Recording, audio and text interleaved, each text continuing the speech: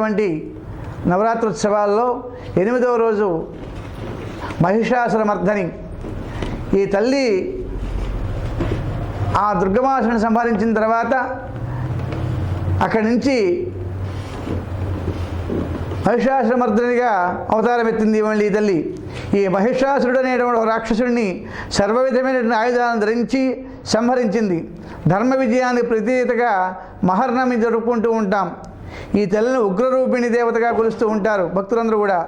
రంభాసురుడు అనే రాక్షసుడు దేవతలను జయించగలిగే పుత్రుని కోసం అగ్నిదేవుడిని ప్రార్థించగా పుట్టినవాడు మహిషుడని అనే రాక్షసుడు తపస్సు చేసి కేవలం స్త్రీ వల్ల తప్ప మరి ఎవరి వల్ల మరణం లేకుండా ఉండాలని కోరుకుంటాడు వాడు.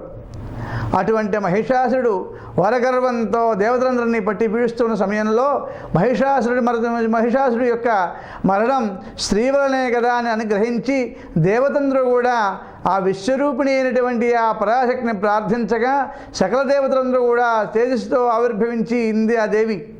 ఆ దేవతకు దేవతందరూ కూడా తమ శక్తులన్నీ కూడా ధారపోశారు. ఆ దేవి సింహవాహిని సింహాన్ని అద్రోహించి మహిషాసురుని సంహరించి వధించమని ప్రార్థించగా ఆ జగజ్జనని 9 రోజులు 9 అవతారాలు ఎత్తి రాక్షస సంహారం చేసింది. లోక కళ్యాణం గావించినట్టు మార్కండేయ పురాణం వినిపిస్తూ ఉంటుంది మనకి. ఇలా ఈ తల్లిని నీలిరంగు వస్త్రాలతో అలంకరణ చేస్తారు. పసుపు రంగు పుష్పాలతో ఎరుపు రంగు పుష్పాలతో అర్చిస్తూ ఉంటారు.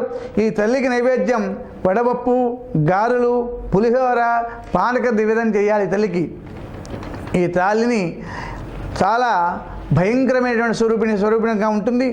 అరిగిరి నందిని నందిత మోదిని విశ్వ వినోది నందినుతే అని అలా అమ్మవారిని యొక్క ప్రార్థన చేసిన తర్వాత ఆవిడ శాంతి స్వరూపురాలై దేవతందరిని కూడా ఆశీర్వదించి తమ కోరికలన్నింటి కూడా నెరవేరుస్తుంది ఆ తల్లి. అటువంటి మహత్తరమైనటువంటి ఈ తల్లిని 8వ రోజున పూజ చేసుకోవాలి.